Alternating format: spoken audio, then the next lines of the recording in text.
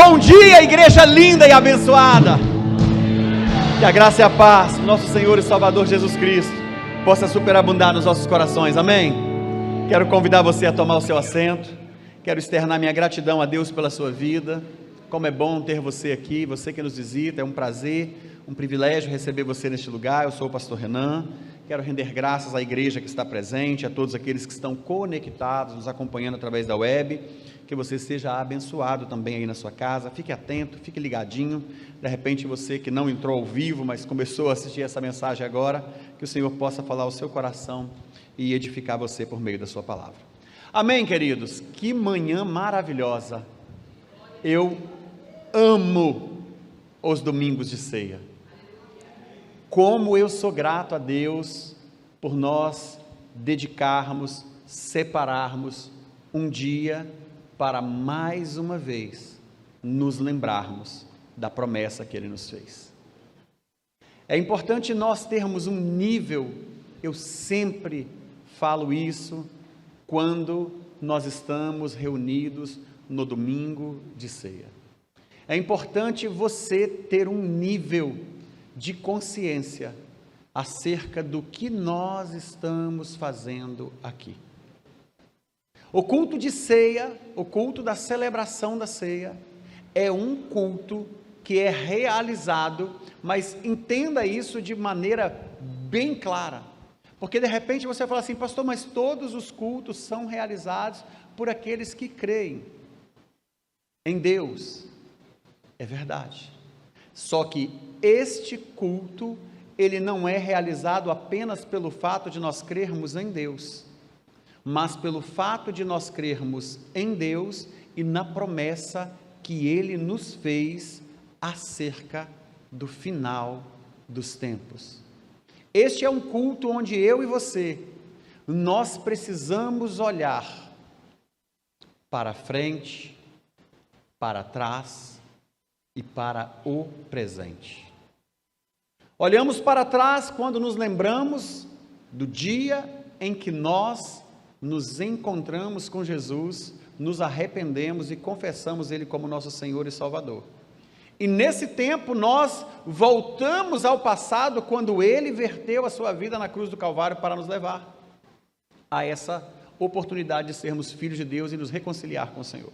Olhamos para o presente para observarmos se estamos nos mantendo firmes na fé. Olhamos para o futuro, porque temos a certeza de que nele vai ser consumada a promessa de Jesus de buscar a sua igreja. Agora, não podemos ser apenas egoístas. Esse é o momento em que nós precisamos olhar para o lado e observarmos onde ou quem está presente, ou onde ou quem está ausente.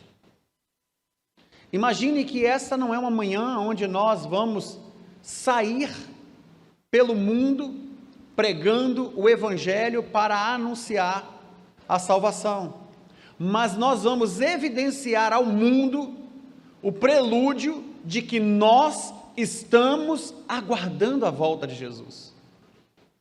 Se você não tiver esse nível de consciência, com a ressalva de que talvez você esteja trabalhando, talvez você esteja enfermo. É por isso que é importante a igreja, quando nós celebramos a ceia, nós termos um nível de consciência, todos nós que somos irmãos em Cristo, de que os nossos irmãos que estão em casa enfermos, eles podem ser assistidos por nós, porque a ceia, ela tem um propósito. Todas as vezes que nós comemos o pão e que nós bebemos o cálice, nós anunciamos a morte do Senhor Jesus até que Ele venha. Então esse é o momento em que nós vamos nos reunir. Nós nos reunimos com um propósito.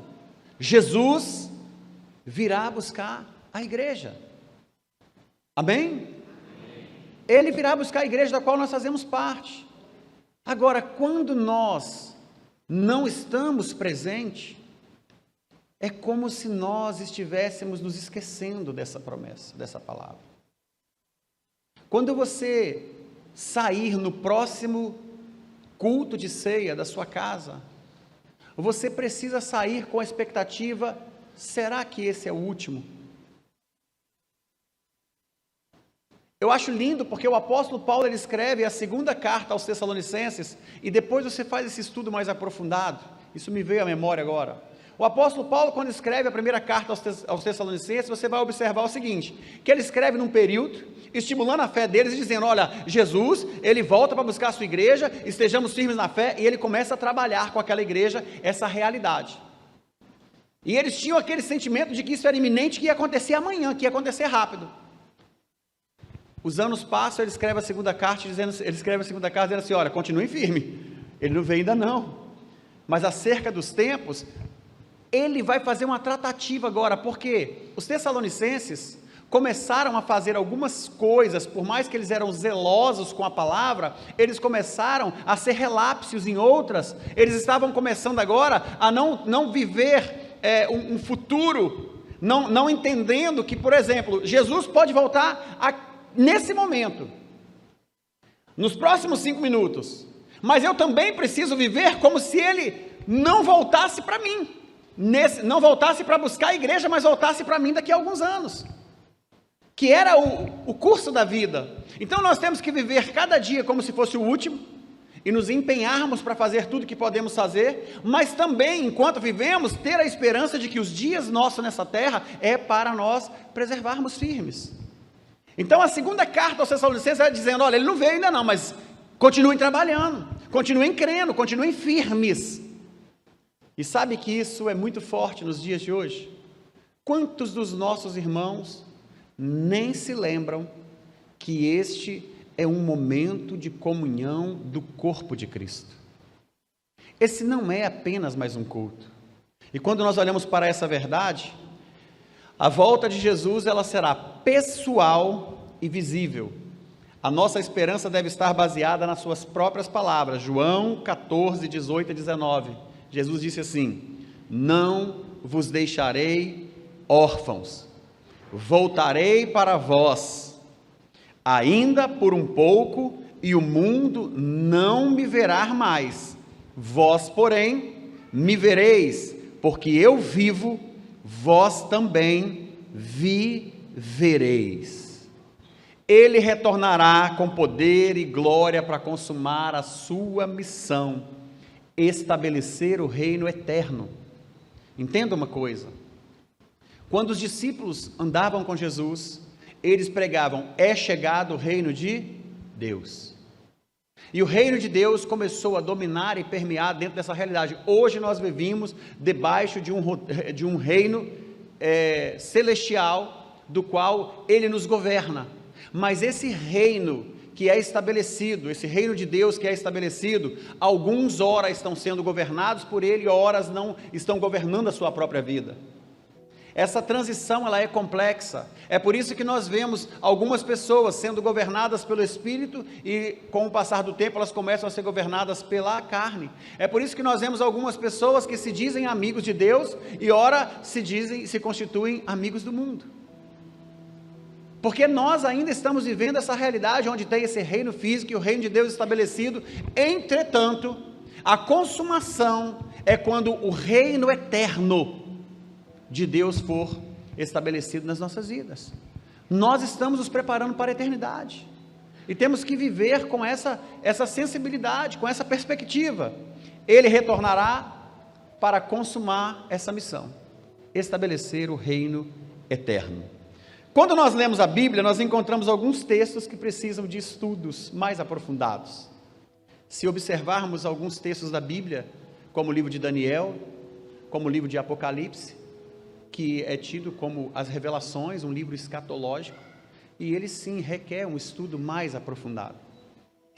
Escatologia, do termo grego, nós sabemos que ela tem uma teoria que fala sobre a teoria dos últimos acontecimentos, das últimas coisas, e o termo significa escato, que é externo, é extremo, ou extenso, ou consumado, ou a última coisa.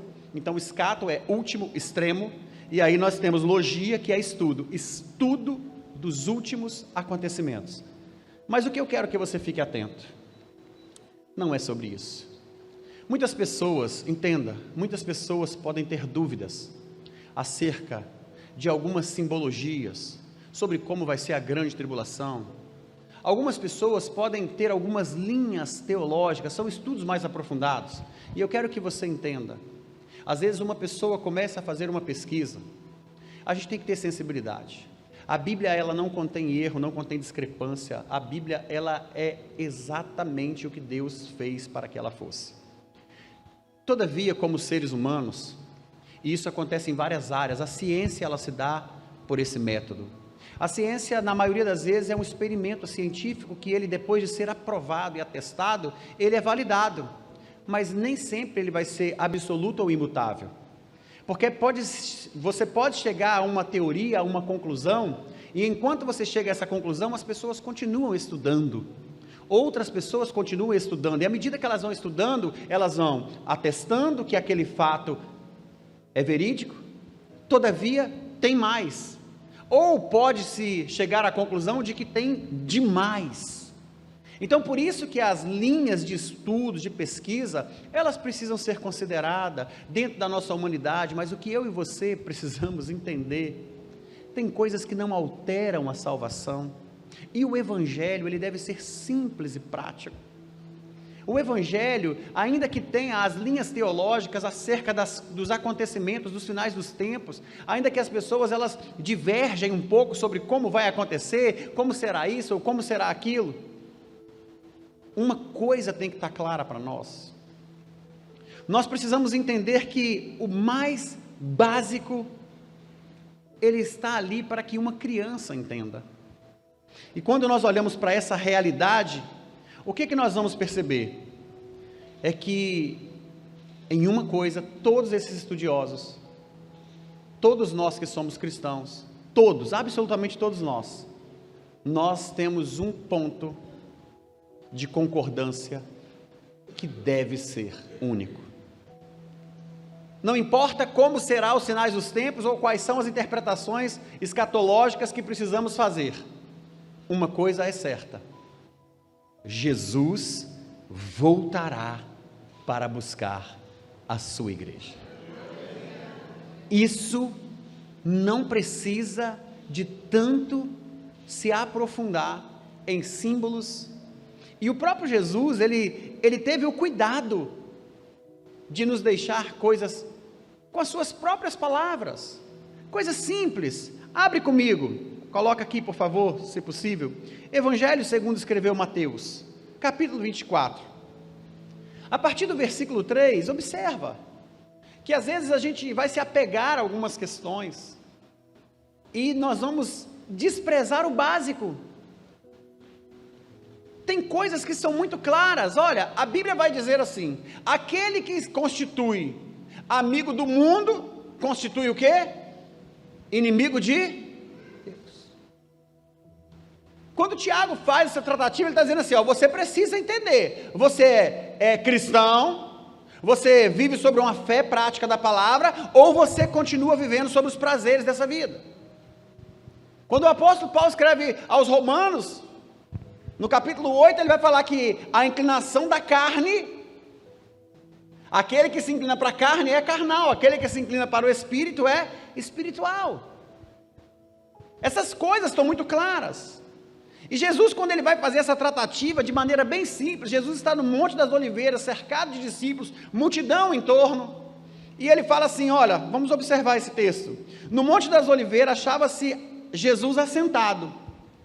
Quando se aproximaram dele os discípulos, e em particular, lhe pediram, dize-nos, quando sucederão essas coisas, e que sinal haverá da tua vinda e da consumação dos séculos? Eu quero que você foque, que você preste muita atenção nisso agora. Os discípulos de Cristo precisam estar atentos na sua palavra, e entender que o evangelho que vai ser propagado é a partir o evangelho que nós vamos propagar para o mundo, o ensinamento que nós vamos levar acerca da palavra, é aquilo que nós já possuímos.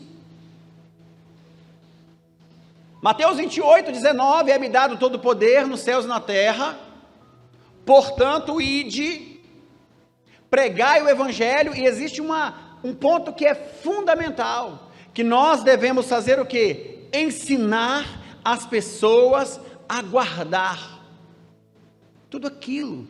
Então, se você não guarda essa palavra, o salmista, ele vai dizer no Salmo 119, guardei, a tua palavra é lâmpada para os meus pés, e é luz para o meu caminho. É sobre a palavra que nós vamos andar. Nós vamos observar que nós temos que ter a palavra contida em nós. Quando Jesus começa a trazer isso aqui, os discípulos estão tirando uma dúvida, como será o fim? Será que você tem vivido no tempo presente, com ardente expectativa de que Jesus voltará, e você tem o cuidado, o zelo com a palavra, para que você seja encontrado servindo? Às vezes nós nos perdemos em coisas pequenas e simples. Nós vamos ser conhecidos pelo mundo como discípulos de Jesus quando nós amarmos uns aos outros. Anteontem, quando eu fui ao supermercado comprar os alimentos para poder também fazer parte do quilo do amor, eu não sou muito de merchan, você sabe, né? Mas na hora me deu a vontade de fazer um videozinho lá, falar: queridos, olha aqui que legal, você pode, amanhã é ceia, domingo é ceia, poxa, estou aqui no supermercado, ó, se fizer a sexta parte, fica dessa forma, ó, estou pegando aqui, ó, esse é o arroz que eu como, esse aqui é o feijão que eu como, olha que legal, se você fizer assim. Eu tive vontade de fazer isso para compartilhar com vocês. Sabe por que eu não fiz? Porque alguns de vocês, na simplicidade do coração de vocês, iam compartilhar isso com alguém, dizendo: olha o nosso pastor nos ensinando como é que ele faz, quando ele vai ao supermercado para comprar os alimentos que ele vai ofertar na vida de alguém. E aí as pessoas iam começar o quê? Porque esse mundo virtual é nojento. Esse mundo virtual é mesquinho, é miserável. Ele tem muito pouco de pureza, de santidade, de virtude, e ele tem muita fama, ele tem muita soberba, ele tem muita luxúria. É só você observar, a maioria das pessoas estão interessadas num estereótipo, num padrão, num perfil do que está acontecendo lá fora, estão se esquecendo do que deve acontecer dentro delas. Mas eu posso dizer isso para você, eu fiquei desejoso de falar: olha aqui, ó, você pode comprar o arroz, você pode comprar o feijão. Olha, eu não costumo, quando eu vou comprar as coisas, queridos, eu olho, porque assim, a gente não compra produtos que são transgênicos lá em casa. Então, olha isso, olha a data, vê o vencimento, olha esse produto. A minha vontade foi de dizer assim: olha, não se esqueçam, porque nós temos alguns dos nossos irmãos que eles precisam, e aí se você pode, compra um saco de farinha, ajuda, deixa eu te falar, ajuda, 1 quilo de sal, ajuda, um pacotinho de macarrão, ajuda. Quando eu estou mostrando para você, que a gente não vai se conectar ao espiritual, se nós não estivermos conectados também no físico. Se você não se preocupa em entregar esse alimento que é crucial e é essencial para a sobrevivência dos nossos irmãos, que alguns estão precisando, você também não vai se preocupar com o alimento mais precioso, que é a palavra. Se você não consegue comprar 1 quilo de alimento, que você pode, você é próspero, você é abençoado, Deus tem nos dado toda a capacidade e suficiência. Queridos, isso é maravilhoso. Ei, não, tá.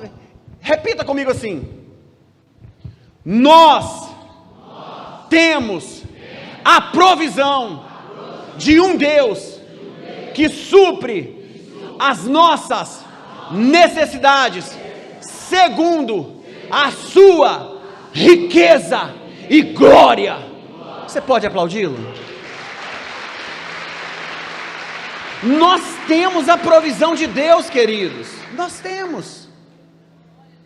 E aí, quando você entende isso, você começa a observar que esta é uma palavra para você se conectar na realidade da sua vida, enquanto vivemos esse mundo e estamos sendo preparados para uma eternidade. Se não estamos preocupados em oferecer o alimento, será que nós estamos dando atenção à importância do alimento espiritual? Nós podemos ver isso de diversas maneiras. Eu preciso que você faça uma autoanálise da sua vida. Como é a sua prática acerca da sua entrega, do seu tempo, da sua prioridade? Nós estamos iniciando o mês de setembro. No dia 2, já tivemos um culto poderoso nesse lugar. Ontem as mulheres lotaram essa igreja. Foi lindo demais. Tinha 220 mulheres aqui. Pensa! E elas interagiram, trabalharam, foram várias mulheres aqui, uma dando a palavra de oferta, a outra dando testemunho. A Tati trouxe uma palavra, que Deus continue te abençoando, minha filha, uma palavra de posicionamento, alinhada com a palavra de Deus, uma palavra que trouxe, sabe, um nível de consciência de como nós devemos nos posicionar em detrimento daquilo que nós temos vivido. Uma palavra de pertencimento. Esta é a minha igreja, eu nasci aqui, eu casei aqui, meu filho nasceu aqui, e eu vou envelhecer aqui, e eu vou servir o Senhor aqui. Isso é poderoso demais. Será que você tem tido esse sentimento no seu coração? Às vezes as pessoas ficam assim: eu vou sair de igreja, eu não tenho oportunidade. Aqui é a sua família, aqui é a sua casa espiritual, aqui é onde Deus vai te preparar. Mas se você não se sente assim, o apóstolo João escreve, ele fala do relacionamento dele com Jesus, dizendo: o apóstolo amado, o discípulo amado, é ele que está falando dele. Agora, se você não se sente parte, tem pessoas que não se sentem amado dentro do seu relacionamento, não se sente amado na sua família. E para observar, o não se sentir amado não quer dizer que você não seja amado. Tem pessoas que se esforçam para amar o outro, mas o outro prefere o quê? Rejeitar esse amor. O outro prefere aceder a outro tipo de sentimento, que não tem nada a ver com a realidade que ele está vivenciando. Então ontem nós tivemos um culto maravilhoso aqui. Aí eu quero que você pense comigo. Você que é mulher dessa igreja, que serve aqui, que ouviu esse aviso, que foi convocada para estar aqui. Se você estava trabalhando, está tudo bem, você tem que se envolver mesmo, trabalhar, cuidar da sua vida profissional para você sustentar a sua família. Mas sábado, pastor, tirei para lavar roupa. Sábado não teve só a parte da manhã. Mas da parte da tarde eu fui descansar da faxina que eu fiz na minha casa. Você tinha a noite para descansar e ninguém ia te incomodar. Se você parar para observar, estamos aqui no domingo, e o domingo de ceia. Quantos dos nossos irmãos que hoje estão cansados dormindo? O que eu quero que você tenha um nível de consciência o mês de setembro chegou. Esse já é o segundo culto oficial da igreja. Nós vamos ter um culto de celebração hoje à noite. Nós vamos ter na terça-feira uma preparação, preparando a igreja para uma grande missão, e muitos dos nossos irmãos não estão andando na direção da palavra. Eu não sei o que essas pessoas estão pensando, eu não sei qual é a realidade de um mundo espiritual que algumas pessoas estão vivendo. A igreja andando para um lado e elas andando na mesma direção, porém no paralelo. Você não foi chamado para andar no paralelo, você foi chamado para pertencer ao corpo, para estar junto, para estar ligado, para estar conectado.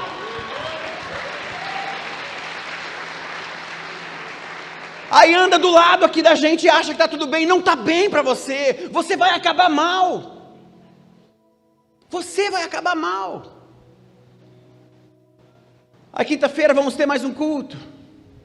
Na outra semana já estamos com o nosso coração cheio de expectativa, porque a igreja vai para o mundo pregar o Evangelho nas casas, ensinar a palavra nas casas, resgatar as famílias, salvar. É a nossa responsabilidade. Se você não entender isso, e aí eu quero que você imagine, em um mês, quantos cultos nós nos reunimos como igreja para cultuar, adorar o Senhor, e de quantos você faz parte? Eu fico tão feliz, sabe por quê? Nós temos um monte de gente apaixonado pelo que está acontecendo aqui. Domingo passado, o irmão Ronaldo pregou lá nos adolescentes.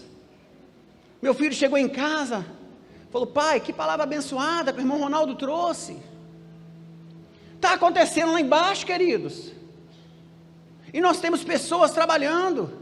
Deus vai levantar pastores no meio daqueles adolescentes, e Ele já está enviando jovens que já estão se conectando a isso. Daqui a pouco você tem mais um pastor Renan, aí você tem uma pastora Tainara, você tem um pastor Renan Pego, aí você tem uma pastora Carol, pastor Lucas, pastora Barba, pastor Ronaldo, pastora Bruna, que estão trabalhando lá com os adolescentes, pastoreando, cuidando. Como nós temos ali o pastor Jonas, pastora Juliana, trabalhando no ministério infantil, e vai levantar mais um monte de pastores ali, pastor Bruno, pastora Tati, pastor Edgar, pastora Mica, pastora Vera, pastora Dana, né? Pastora Pamela. É assim, porque estamos andando nessa direção, mas você tem que estar conectado. E aí para imaginar, e pensa sobre isso. Estamos no mês 9. Você quer fazer uma análise da sua vida e do seu comprometimento com a igreja? Eu vou pedir para você fazer esse dever de casa. É só para você ter uma noção. Você chega na sua casa hoje, pega o calendário de 2023 e começa assim: dia 31 de dezembro de 2021. Onde eu estava quando o ano de 2022, perdão. Onde eu estava quando o ano de 2023 começou? Porque se você estava aqui no culto de celebração, na virada do ano, você já falou assim: opa, estou no lugar certo. Com a ressalva, queridos, preste muita atenção, de quem teve que viajar, quem estava de férias descansando. Ei, tenha maturidade, não cabe na sua cabeça, fique em paz, mas administra. Eu amo a palavra justo. Eu amo a palavra justiça, porque a palavra justiça é quando nós chegamos diante de Deus e vamos dar as nossas justificativas, e aí o Senhor fala: diga, meu filho. Você fala: Senhor, eu não fui no domingo de manhã para a igreja, porque eu estava cansado. Aí Ele pega você, coloca na balança da justiça e fala: uau, ô meu filho, minha filha, deixa eu colocar você aqui, você estava cansado, né? Deixa eu dar uma olhada para os seus outros irmãos. Aí Ele olha do outro lado da balança, 400 pessoas cansadas servindo. Ele fala: opa, não, peraí, sua balança nem mexeu, filho. Consegue entender? Se é justo, é justo. Mas se é conversa fiada, para Deus não tem esse negócio de ficar com conversinha, não. Ele conhece todas as coisas. Aí Ele fala assim: meu filho, minha filha, os que esperam no Senhor correrão e não se fatigarão. Pensa, você vai ter a sua força revigorada, como a águia. Aí você não crê nessa palavra e dorme, e vai ficar cansado. Então você vai lá e faz o seguinte: 31 de dezembro de 2022, onde eu estava? Triste, chateado, aborrecido, não quero mais ir para a igreja, não quero ser da igreja. 2023 eu vou fazer uma mudança na minha vida. A questão é, para melhor ou para pior? Dia 1º de janeiro, onde você estava? Porque nós tivemos 12 dias de culto aqui. Aí você já começa olhando: eu fui no dia 1º? Não, -2. Eu fui no dia 2? Não, -3. Eu fui no dia 4? Não, -4. Aí fui no domingo, dia 5. Uau, fui no domingo. Aí eu fui no sábado? Não, porque tinha uma festa de não sei o que lá. Eu fui no dia 7. Você já vai começar olhando como é o seu nível de comprometimento com a igreja que você pertence, onde Deus está transformando você, preparando você para uma missão maior. Ei, você não está aqui para ser espectador, para ser ouvinte, você está aqui para ser transformado por Deus, para cumprir a sua missão, o seu projeto de vida. E aí você vai perceber que no culto de janeiro, no mês de janeiro, nós tivemos em torno de 20 cultos mais ou menos. Aí você vai olhar, de quantos eu participei? Dos 4 domingos. Ou quem sabe só um dos 4 domingos. A sua vida está em que reino? Aí você vai para fevereiro. A gente não pula carnaval, mas o carnaval a gente vai, tem alguém que quer sair, vai para um lugar e faz a maior festa lá no carnaval. Ama o carnaval. Ama os feriados santos. Para quê? Para fazer nada. Eu quero que você faça essa análise. Você chega na sua casa, se você tem coragem, faz isso. Eu quero te estimular. Eu quero que você chegue, que você dedique. Você vai dedicar no máximo 30 minutos do seu dia. Eu quero que você olhe para a realidade da sua vida e fale assim: deixa eu ver, estamos no mês 9. Deixe-me ver se eu estou comprometido, envolvido com os projetos da igreja. Teve um encontro, você estava lá? Não. Já teve o segundo encontro, você estava lá? Não. Estamos indo para o terceiro encontro, você está lá? Consegue perceber? Se você é um levita, você está servindo como levita. Se você prega a palavra, você está dando os estudos de célula, vamos abrir a próxima temporada de célula. Você pelo menos visitou? Não estou falando nem de você liderar, não. Você estava lá com a igreja, intercedendo, orando, enquanto a igreja estava trabalhando. Ei, nós estamos num dia em que nós temos que pensar sobre isso. É por isso que nós estamos aqui. Jesus não morreu na cruz do Calvário, querido, para você acordar todo dia de manhã. Sou salvo. Sabe? Esse é o nível de gratidão que você tem. Aí você se envolve num ambiente corporativo, no seu trabalho, nos estudos, e não tem conhecimento da palavra. Precisamos aprender a remir o nosso tempo. Estamos no mês 9, faça uma análise do seu comprometimento. Não é para você ser um religioso, não. É para você saber como você está gastando os seus dias. Onde você está investindo o seu tempo. Porque quando Deus nos deu um propósito de vida, acabei de completar agora 48 anos de vida, até os meus 21 anos de idade, eu desperdicei a minha vida porque eu não conhecia essa palavra, mas no dia em que eu entreguei a minha vida para Jesus, eu fiz um pacto e falei: Deus, eu sei que o Senhor pode, me permita viver pelo menos 21 anos e um dia a mais como um cristão. Eu vivi 21 anos da minha vida dissoluta, sem saber quem era o Senhor, então me deixa te servir por pelo menos 21 anos e um dia. Já passou, queridos, agora eu estou aqui no lucro. Na hora que Ele quiser me levar, vai ser maravilhoso. Se você se converteu agora, pensa: pastor, eu acabei de me converter, quantos anos? 60, uau! Imagina você agora: meu Deus, 60 anos, me deixa viver 60 anos e um dia mais na tua presença. Aí Ele vai falar, sabe o que para você? Claro, meu filho, vive até enquanto você viver na minha presença, e quando você achar que acabou, eu vou te dar a eternidade. Maravilhoso, né? É maravilhoso. O apóstolo se converteu com quantos anos, apóstolo? 32. O senhor está com quantos anos hoje? 74. Aí, ó, já foi.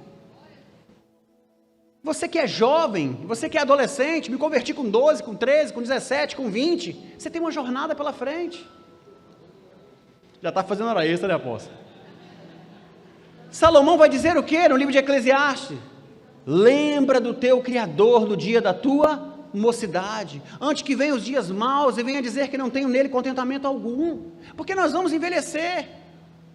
E o que é importante você entender, eu não estou perdido no propósito aqui não, queridos, eu ainda estou alinhado, e não é um desabafo não, é a palavra. Se você não se lembra dessas coisas, Eu não sei que tipo de cristão que você é, porque aqui está Jesus no Monte das Oliveiras, sendo indagado pelos seus discípulos, e ele vai dar a resposta. E você não está preocupado em saber como que se dará o fim das coisas? Como será aquele dia? Porque o argumento aqui é esse. Dize-nos quando sucederão essas coisas, e qual sinal haverá da tua vinda e da consumação do século? Versículo 4, Jesus lhes respondeu: ei, que ninguém vos engane, porque muitos virão em meu nome, dizendo, eu sou o Cristo, e enganarão a muitos. Preste atenção. Aqui são esses falsos cristos, porque nós temos duas coisas diferentes aqui: pessoas que tentam se passar por Jesus e que são enganadores, e tem um monte de adeptos pelo mundo afora. Então Jesus está dizendo, ó, muitos virão em meu nome dizendo eu sou o Cristo, ó, muitos virão dizendo, não é em meu nome não, muitos virão aqui, ó, em meu nome dizendo, eu sou o Cristo, e enganarão a muitos. Agora vamos para o versículo 6, e certamente vocês vão ouvir falar de guerra, rumores de guerra, vede, e não vos assusteis, porque é necessário assim acontecer, mas ainda não é o... Mas ele está dizendo assim, ó, vocês vão ter sinais. Começa a estourar uma guerra aí afora aí, como é que você, qual o pensamento que você tem? Que vai subir o petróleo? Que o dólar vai disparar? Que agora a gasolina vai acontecer isso ou aquilo? E que a inflação não vai dar conta?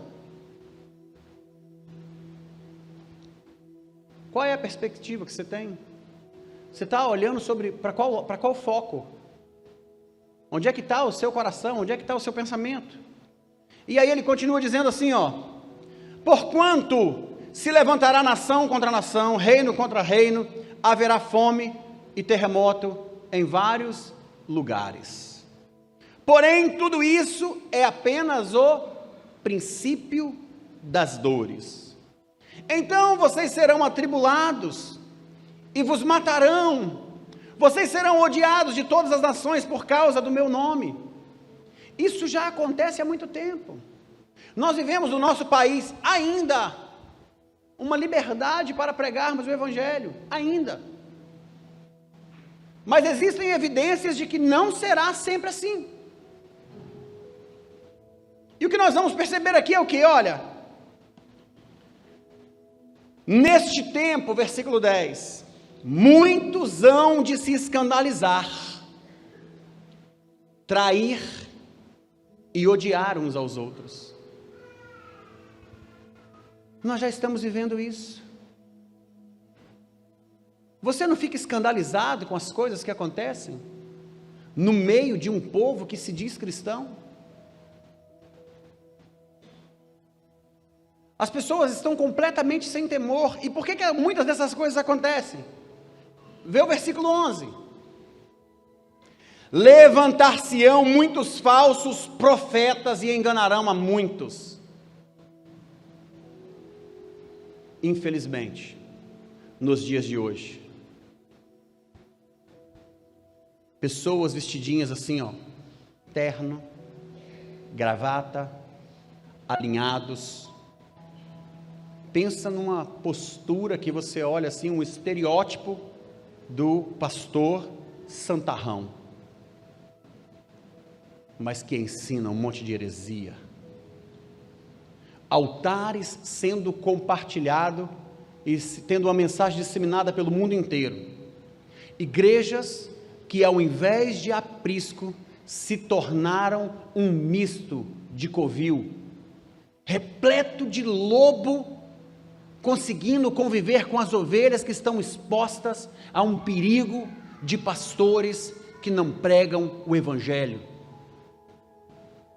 Pessoas que fogem daqui ou fogem de lá para vir para cá, que estão fugindo, sabe o que? Das suas mazelas, dos seus pecados, das suas mentiras, dos seus enganos. Você pensa que não acontece? Quantas pessoas aqui, quando ficaram expostas e que foram descobertas no adultério, na mentira, no roubo, no engano, fugiram, porque querem começar uma nova vida, em uma nova realidade, em um novo mundo. Entenda, esse negócio de multiverso não funciona na presença de Deus, porque Ele tem esse universo e Ele tem uma eternidade para depois desse universo. Mas as pessoas ficam, eu vou lá para aquela outra cidadezinha, para aquele outro bairrozinho, porque ali ninguém vai saber da minha história. Deus sabe de tudo. Deus sabe de tudo. E as pessoas estão fugindo. O evangelho tem que ser pregado. Queridos, o dia que o seu pastor não pregar essa palavra, ou o dia que outras pessoas assumirem aqui, para falar no lugar do pastor, no lugar do apóstolo, outorgado de autoridade, e pregar outra coisa que não é essa palavra, e nós aceitarmos, é o fim dessa igreja. Aqui nós pregamos a palavra. Isso que você está ouvindo, que talvez você ficou constrangido, preocupado, ei, essa é uma palavra para salvar a sua alma. Aqui não é um lugarzinho de conveniência não, queridos, para você ficar passeando, que legal, não, aqui é um lugar de transformação, aqui é um lugar onde nós carregamos, cada um de nós carrega a sua cruz. Nós temos que ter essa autorresponsabilidade. Jesus disse, você tem que carregar a sua cruz. Em qualquer departamento que você estiver trabalhando, em qualquer área que você estiver servindo, faça isso com excelência, porque nós não estamos aqui para brincar. Quando você está escalado no voluntariado, trabalhe, faça com excelência. Se deu errado, a responsabilidade é sua. E quem paga o preço? Todos nós, porque estamos juntos. Mas você tem que ter essa conexão. Falsos profetas, pessoas, queridos, quantas pessoas chegam e falam assim, Deus me falou. Queridos, em nome de Jesus, em nome de Jesus, amadureça. Para com esse negócio de fazer as coisas em nome de um Deus que está te mostrando a direção e o caminho por meio da sua palavra, por meio dos líderes que Ele constituiu para te colocar no caminho, e você fica falando em nome dEle quando Ele não te falou nada. Eu orei, pastor, orou, e Deus me falou. Certa feita eu falei com a pessoa assim, olha, me responde uma coisa, posso te fazer uma pergunta? Pode. Eu falei, como é que é a voz de Deus? Quando Ele te falou, você estava fazendo o que quando Ele te falou? Eu estava em oração. Como é que você ouviu essa voz? Queridos, eu conheço a voz de Deus, e ela se assemelha muito com a voz da minha esposa. Cadê ela? Se assemelha muito com a voz do meu apóstolo. Você está conseguindo entender? Tem a palavra de Deus, e eu ouço a voz de Deus.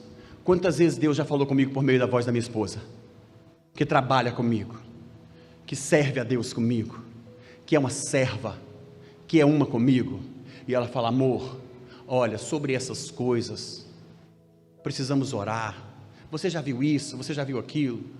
Quantas vezes a minha esposa já me colocou em condições, nós dois conversando em casa, e me colocou em condições de eu fazer uma autorreflexão de coisas que talvez você nunca me falaria, mas ela fala porque me ama. Quantas vezes o seu pastor, o apóstolo, o seu líder falou coisas para vocês que qualquer outra pessoa não falaria, mas fala porque te ama. Estou chateado, estou magoado, não, acabou meu tempo aqui acabou. Que tempo aqui acabou? Eu não entendo qual é a mentalidade que vocês têm. Escuta uma coisa, essa igreja é a igreja do Senhor Jesus, aquela igreja que está ali na Avenida Central aqui de Barcelona, ali no meio, primeira igreja batista, eu creio, aquela igreja é a igreja de Jesus. Onde tem uma igreja que está pregando um evangelho autêntico, não importa o tamanho, a dimensão, e o Espírito está operando, é a igreja de Cristo. Então sair daqui para ir para lá dizendo que o tempo acabou, para com isso. Se você não fez nada aqui, vai fazer o que lá? Consegue entender? As pessoas que saem de um ministério para ir para o outro, talvez foram impedidos por algum motivo, tiveram dificuldade, mas amadureça. Se você está aqui, planta a sua raiz e fica. Se você entende que está no lugar errado, volta para o lugar de onde você nunca deveria ter saído, mas sirva a Deus com integridade. Se você está no ambiente onde a palavra está sendo pregada, se você está no ambiente onde o ensinamento está te confrontando para te aperfeiçoar, fica ali. Olha que coisa linda. Permaneça no lugar onde Deus disse para você permanecer, até que Ele te direcione, para você ir para Samaria, para Galiléia, para os confins da terra. Aí nós observamos que hoje, tantos falsos ensinamentos, tantas questões difíceis de você lidar com elas, mas é Jesus trazendo para nós essa essência. Precisamos ter sensibilidade, precisamos perceber o que Deus está falando conosco. Nós olhamos aqui que não são poucos, queridos, e a gente tem visto isso em vários lugares, a palavra de Deus sendo distorcida, pessoas sendo amigos do mundo e pensando que são amigos de Deus. Preste muita atenção. Se você tiver dúvidas, pergunte aos seus pastores. Se eles não tiverem resposta, eles vão orar com você, eles vão procurar dentro da palavra. Entenda, olha aqui, eu comecei dizendo que o Evangelho, hoje nós temos várias linhas, onde as pessoas ainda estão estudando. Escatologia, por um exemplo, é tema de estudo há muito tempo, e tem várias linhas teológicas defendendo teoria de grande tribulação. Se vai ser agora, como é que vai ser? Tem tanta coisa. Mas tem uma palavra tão simples e prática para a gente colocar que as pessoas ficam na dúvida. Assim como tem, olha só, quais são as suas dúvidas? Quantas dúvidas você tem e precisa ter, e precisa ser sanada? Pastor, eu devo fazer tatuagem, não devo fazer tatuagem?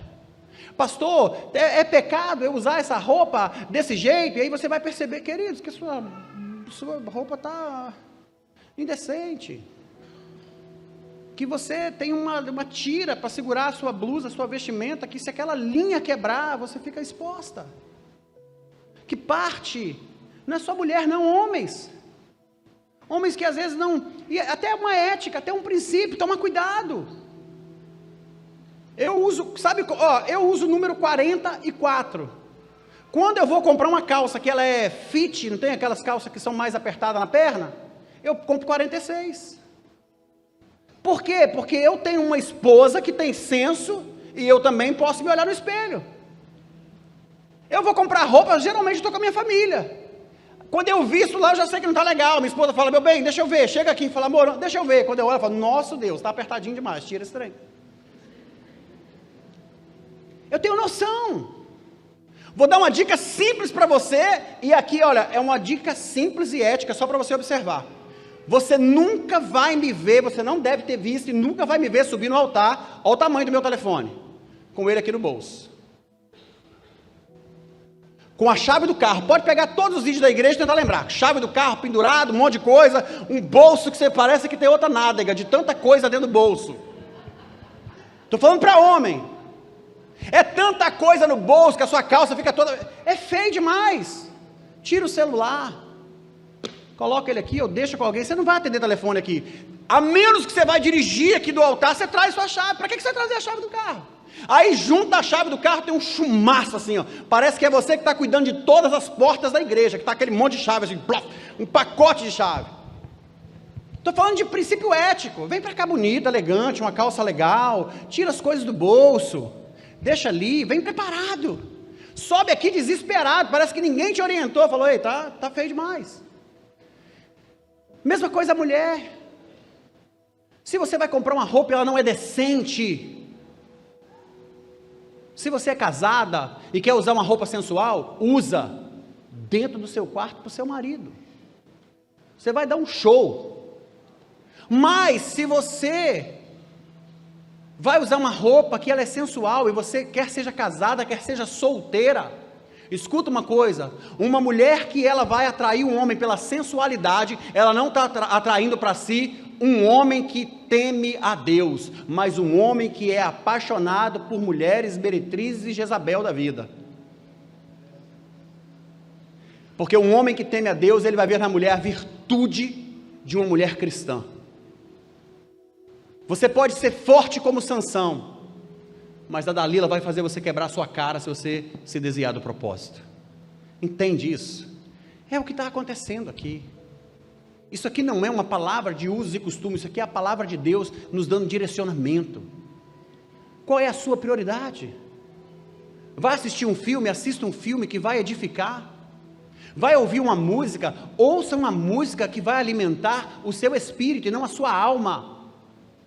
Queridos, a música deve alimentar o nosso espírito. Nosso espírito tem que estar em conexão com Deus, para que a nossa alma possa adorar. Aí você vai para os retrocessos de melancolia, pegar as coisas do passado. Não faz isso não. Você tem que ter sensibilidade. Pastor, convém ou não convém ouvir música secular? Tem tantas coisas que você precisa aprender. Eu já te adianto. Não convém ouvir a música secular, não convém fazer a tatuagem, não convém vestir, se portar com roupa indecente, não convém beber bebida alcoólica de espécie alguma, não convém. Porque a Bíblia vai nos orientar sobre isso, se o que você vai fazer, queridos, usa esse versículo, usa essa regra de prática. Se você vai fazer algo que vai levar uma pessoa ao escândalo, não faça. Simples assim. Vai escandalizar alguém? Não faça. Se eu postar música secular no meu Instagram, coisas que eu gostava, eu vou postar lá um Iron Maiden, um AC/DC, um Pantera, um Nirvana, um Metallica. Será que alguém vai se escandalizar?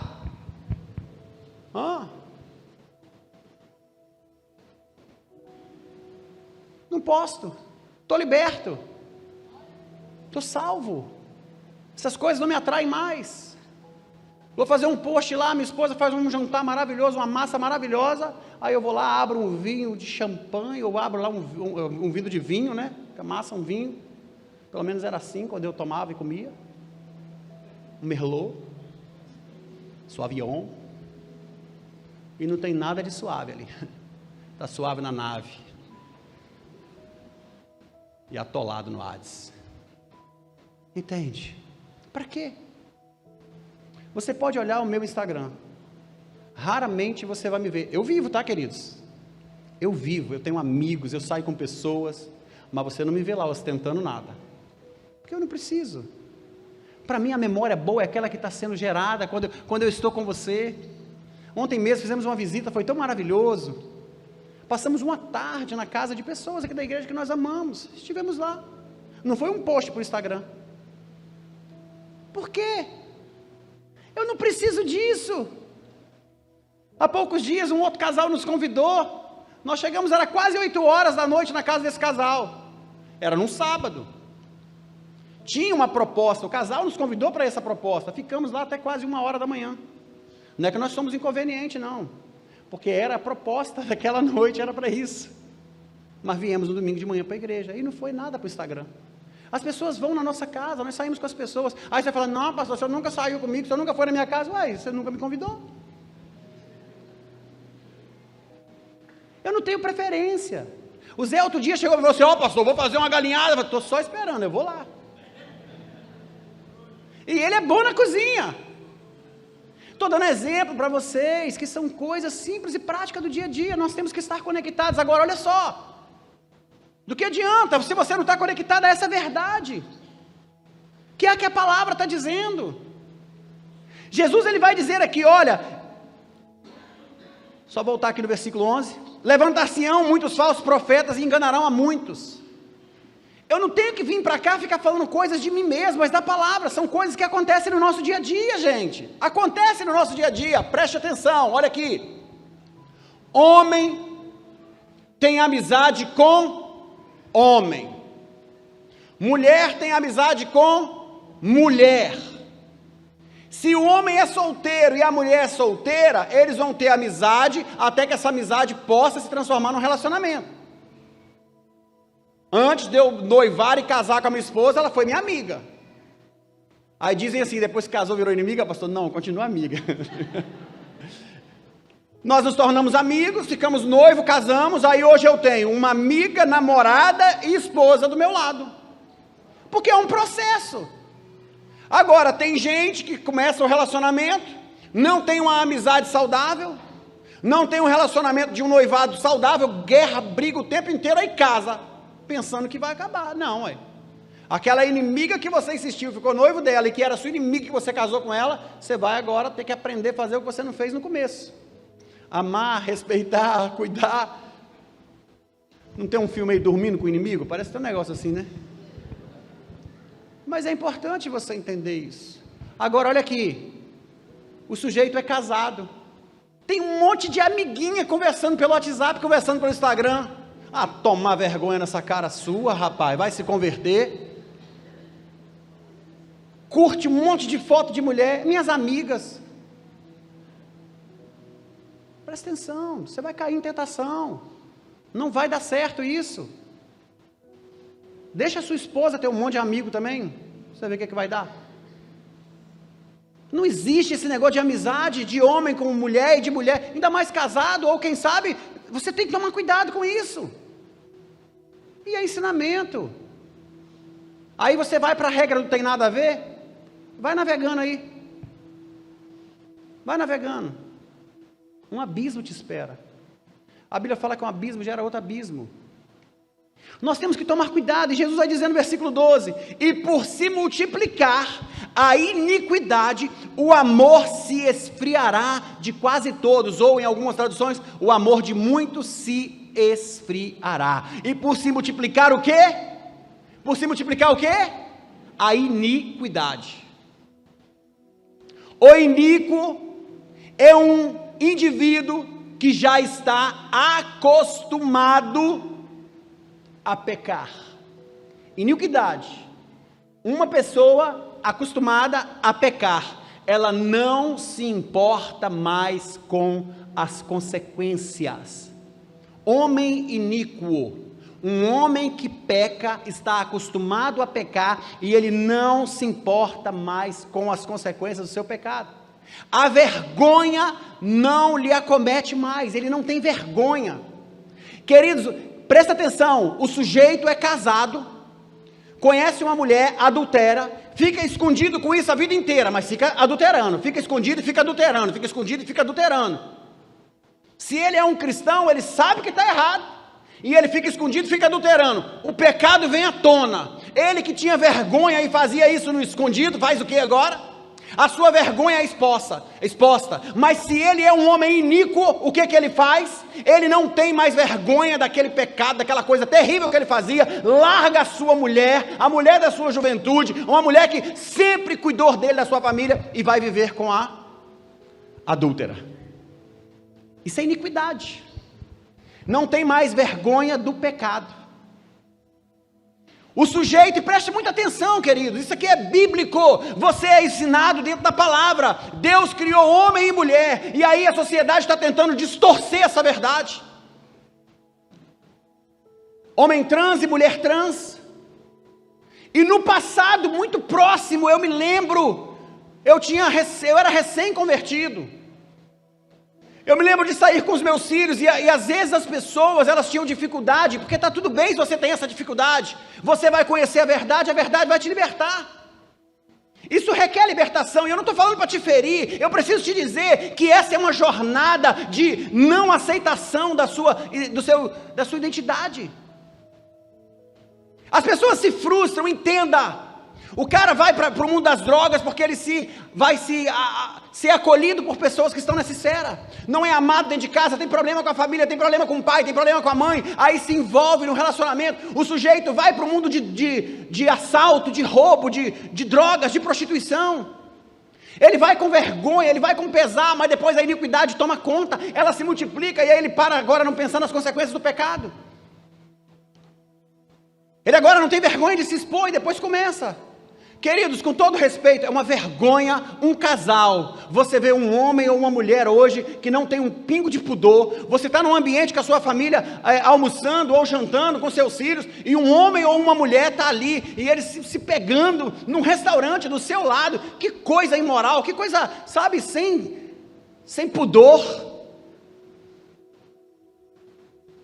Você está escandalizado com isso? Pior é o que eu estou vendo agora.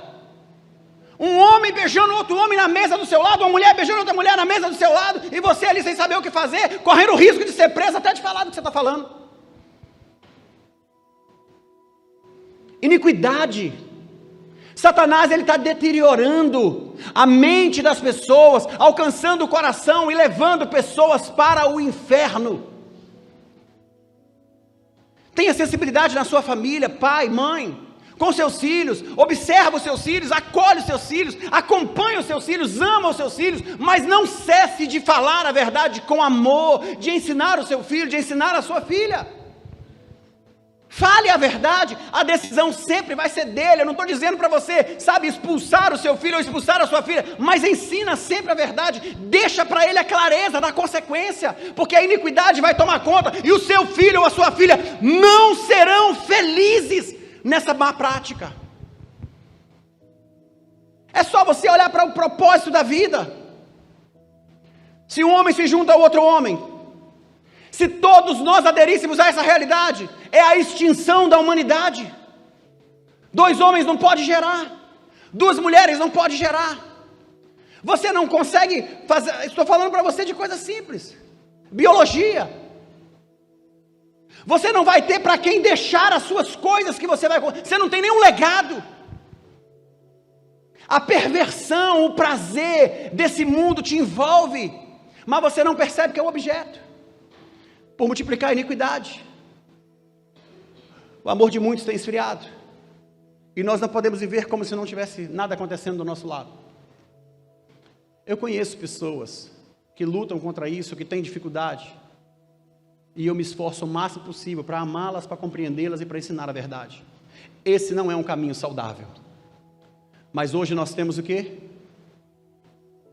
Igrejas para atenderem as necessidades imorais do ser humano, e está tudo bem, eles têm o mesmo direito que nós, assim como eu tenho o direito, estou amparado pela Constituição Federal ainda, e posso fazer as prerrogativas do que a lei me confere, e pregar essa palavra falando da verdade, sem ofender ninguém. Entenda, se o sujeito é um pastor de uma igreja que está cheio de gay, ele tem o mesmo direito.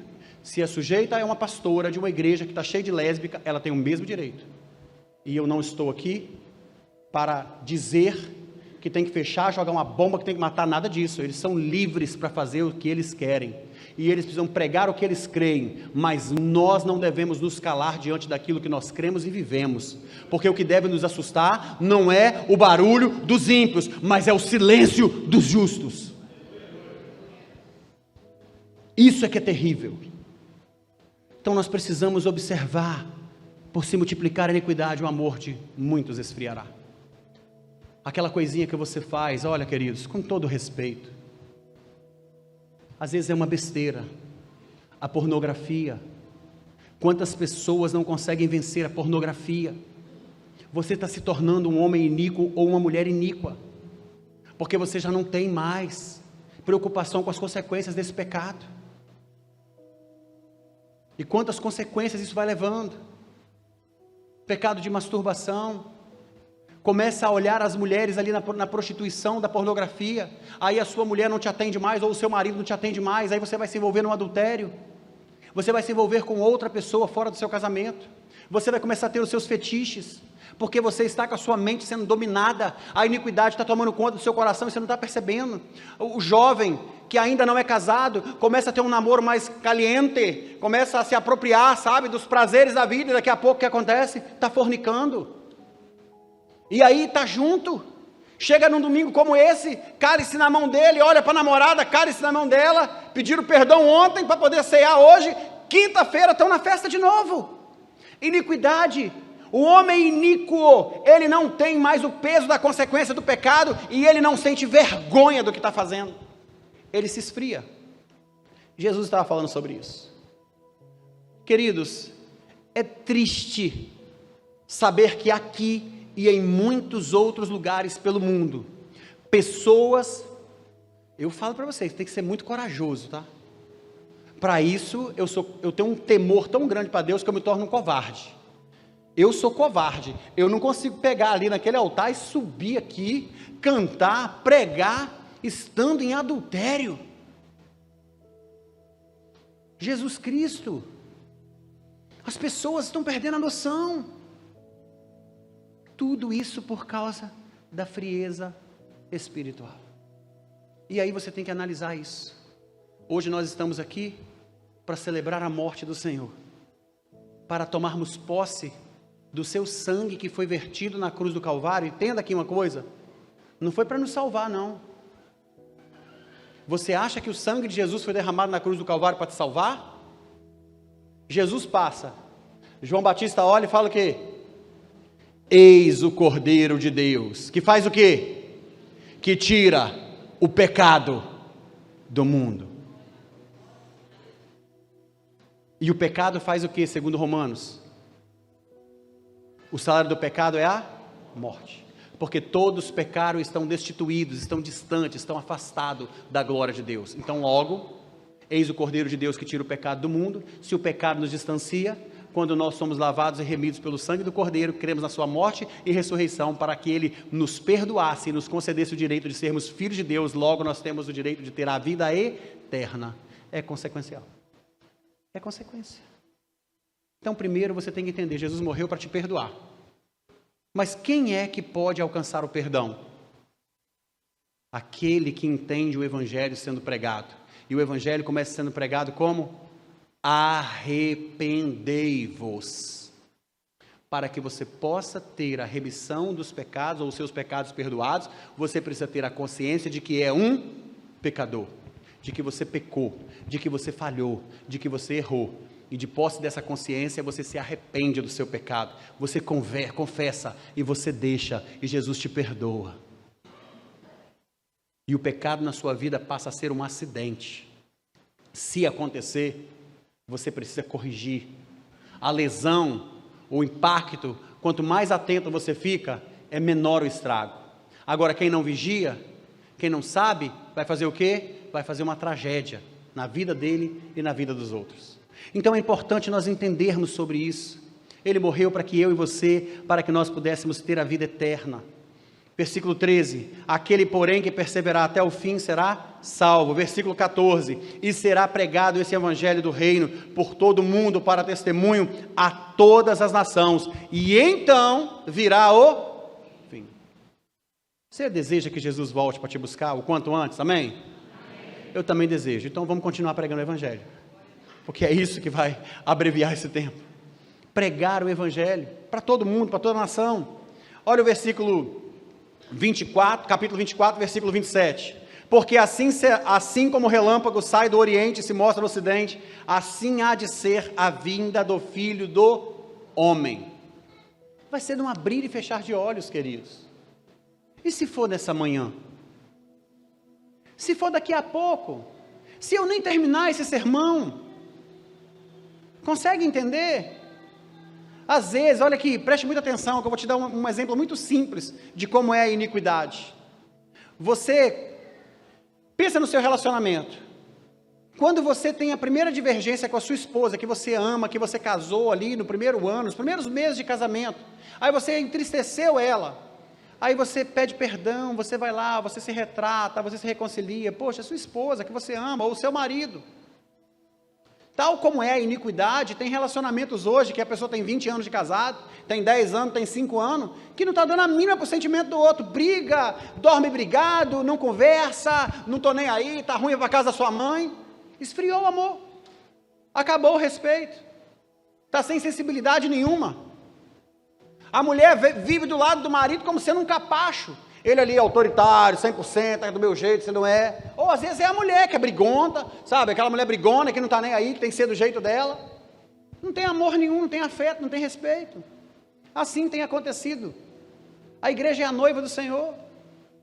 E quantos de nós temos, sabe? Não temos tido essa sensibilidade. Não temos percebido isso. Eu gosto muito do Evangelho de Marcos, capítulo 13, a partir do versículo 31. O texto vai nos dizer assim, ó: passarão os céus e a terra, porém as minhas palavras não passarão. Mas a respeito daquele dia ou hora ninguém sabe, nem os anjos do céu, nem o Filho, senão o Pai. estai de sobreaviso, vigiai e orai, porque não sabeis quando será o tempo.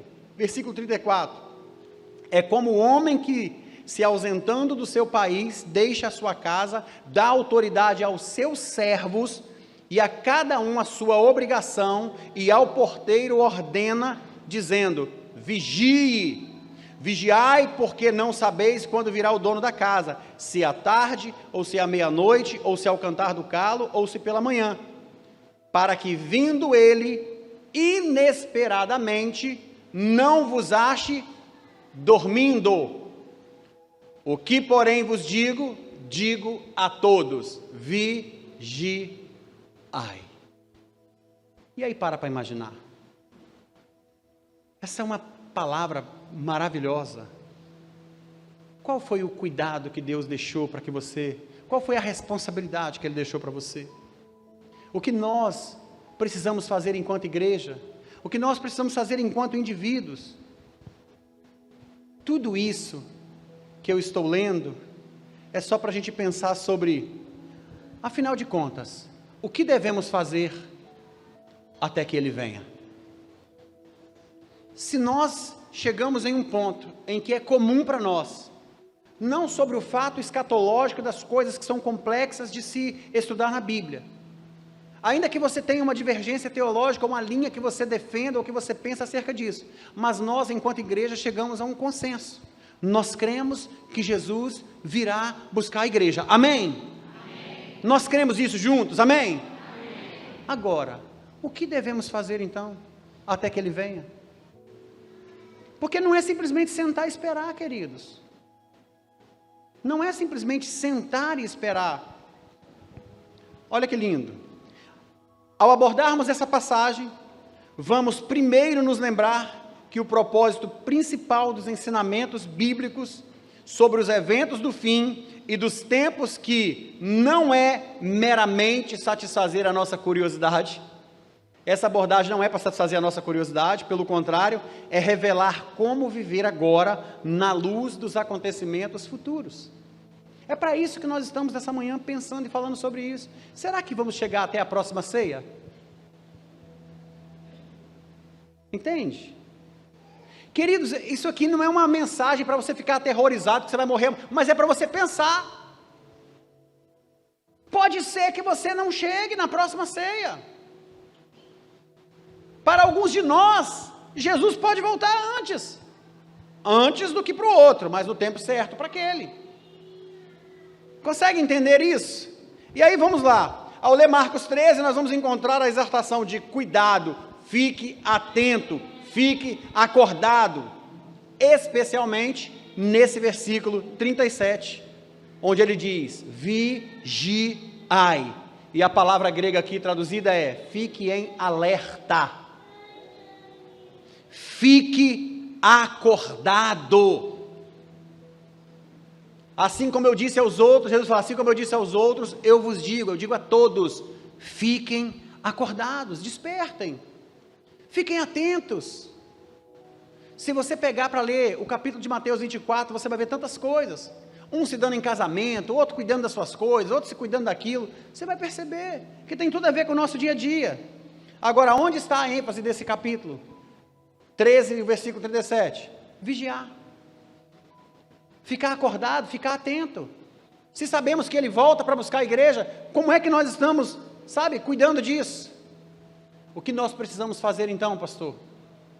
O que fazer enquanto Ele não volta? Primeiro, viver à luz da primeira vinda. Quem ainda não teve contato com a luz da primeira vinda, quem ainda não sabe que Jesus veio, quem ainda não vive essa realidade, não entende o propósito, esquece, querido, não está esperando por nada. Isso é inconsciente, você talvez nunca parou para pensar sobre isso. Sabe por que milhares de milhares estão vivendo sem se preocupar com a segunda vinda de Cristo? Porque não entenderam a primeira. Como que você vai esperar pelo novo, se você não está vivendo o presente? Se você não sabe o que está acontecendo agora? Por que que boa parte dos judeus ainda estão esperando Jesus vir pela primeira vez? E tem muito cristão que já entregou a vida para Jesus, mas ainda não entendeu a essência. Nós precisamos viver à luz da primeira vinda. Precisamos entender, estarmos preparados que Jesus já veio, cumpriu o que tinha que ser feito e Ele virá nos buscar novamente. Vamos olhar Lucas para encerrarmos? Lucas, capítulo 19, versículo 11. Ao ouvirem esses alertas, ao ouvirem eles essas coisas, ele passou a contar uma parábola, porque estava perto de Jerusalém, e porque supunham que o reino de Deus havia de aparecer imediatamente. Esse texto é logo depois que Jesus está ali no trajeto, aí Zaqueu sobe na árvore para poder se encontrar com Jesus, aí tem toda uma discussão de que Zaqueu era cobrador de imposto, e Zaqueu fala, não, se eu fiz alguma coisa, eu vou distribuir a metade do que eu tenho. E se for necessário, eu vou restituir 4 vezes mais aquele que eu defraudei. E aí as pessoas começam a razoar nos seus corações, a zombar, a criticar, que Jesus estava com um cobrador de impostos, e aí vai, a história começa essa narrativa. Porém, Jesus está agora a caminho de Jerusalém, e ele vai começar a trazer uma parábola para os discípulos entenderem. No versículo 12 ele diz assim, um nobre foi para um país distante, para receber para si um reino depois de retornar. Chamando ele 10 servos, deu-lhes 10 minas e disse-lhes, trate desse negócio até que eu chegue. Deixa eu ler aqui que é mais fácil. Disse ele, façam esse dinheiro render até minha volta. Versículo 14. Mas seus súditos o odiavam e por isso enviaram uma delegação para lhe dizer, não queremos que este homem seja nosso rei. Contudo, ele foi feito rei e voltou. Então mandou chamar os seus servos a quem dera o dinheiro, a fim de saber o quanto tinha lucrado. E aí vamos embora. O primeiro veio e disse, Senhor, a tua mina, eu gosto muito dessa tradução, porque aqui nós estamos em qual versão aí? NVI ou Ferreira de Almeida? NVI. Essa tradução aqui, mina, só para você entender, nós temos denário, nós temos talento. No original, mina, na tradução do original para mina é uma quantia, e a quantia de uma mina equivale a aproximadamente 4 meses de salário de uma pessoa mediana. Consegue entender? Um denário, o equivalente a um dia de serviço, e uma mina é o equivalente a aproximadamente 4 meses de salário. Então os 10 receberam cada um uma mina. E aí começa essa discussão, e eu quero já me aprofundar aqui para nós encerrarmos. Ele chama 10, consegue entender? E ele dá uma mina para cada um, e ele vai. Quando ele volta, qual é o cenário? Ele encontra um que tinha 10 minas, servo bom e fiel. Ele chama um outro que segundo o seu talento, o seu trabalho, a sua capacidade, tinha agora o quê? 5 minas, servo bom e fiel. E ele chama um que se assemelha muito aos nossos dias de hoje, pessoas que são religiosas. Eu sei que Deus pode fazer tudo, eu sei que Deus não precisa de nada, eu sei que e é o servo mau e infiel. E aí Jesus manda tirar desse e dá o que tem, e diz, até aquele que não tem, até o que tem será tirado. Porque nós temos visto, o que nós estamos fazendo, queridos? Será que a gente não consegue entender essa parábola? Jesus estava dizendo para os seus discípulos o seguinte, ei, o reino está sendo estabelecido, está sendo conferida a vocês uma responsabilidade. Qual é a primeira? Vamos dar só um exemplo muito prático. O que nós precisamos fazer? O que seria essa sua mina? O que seria esse valor que Jesus entregou a todos nós, que é semelhante? Quer um exemplo simples? Pregar a palavra. Pregar a palavra. Quantos de nós acham que é usar o dom, é servir no voluntário, é dançar na igreja, é tocar, é fazer teatro, é servir lá na multimídia? Isso é parte do todo, mas individualmente nós precisamos estar preparados. Mas para eu pregar a palavra, eu tenho que ter o quê? Conhecimento da palavra, relacionamento com a palavra, envolvimento com a palavra. É por meio da palavra que você vai ser capaz de dar o outro lado da face. É com o envolvimento com a palavra que você vai ser capaz de andar mais uma milha. É com o envolvimento da palavra que você vai ser capaz de perdoar. É com o envolvimento da palavra que você vai ser capaz de se perdoar e de pedir perdão e de se arrepender. Se você não conhece a palavra, porque essa palavra, ela é poderosa, ela nos transforma, ela nos impulsiona para o reino espiritual e nos saca, nos resgata do mundo. É por meio da palavra. E é por isso que eu estou estimulando você a observar a palavra. Porque eu recebi do Senhor o que também vos entreguei, que o Senhor Jesus, na noite que foi traído, tomou o pão, tendo dado graças, o partiu e disse: esse é o meu corpo que é dado por vós. Semelhantemente, depois de cear, tomou o cálice.